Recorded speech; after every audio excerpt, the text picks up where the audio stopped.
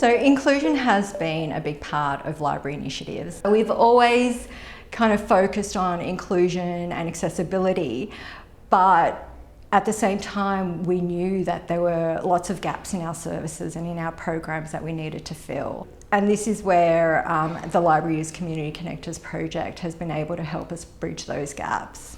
For many years now, we've had a STEM program in place. It's called the Lab, and it's specifically designed for teens with high functioning autism, and it provides this wonderful mentoring opportunity in areas of computer programming, digital design, as well as gaming. It was around about this time that Marie and Anne from Plumtree got in touch with us.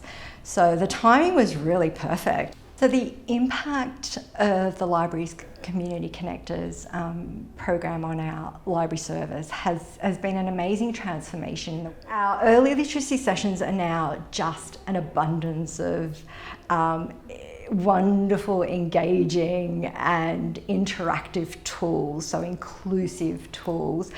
And of course the outcomes from that is a highly engaged, a very lively session.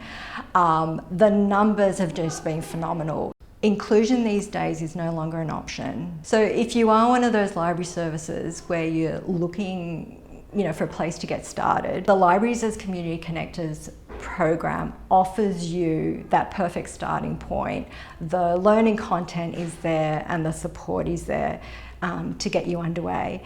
And on top of all of that, it's free. It's available online. You've got your peer workers, but you've also got access to your specialist support staff. So it doesn't take a great deal to go a long way. And this is where the program, really helps you to identify all that.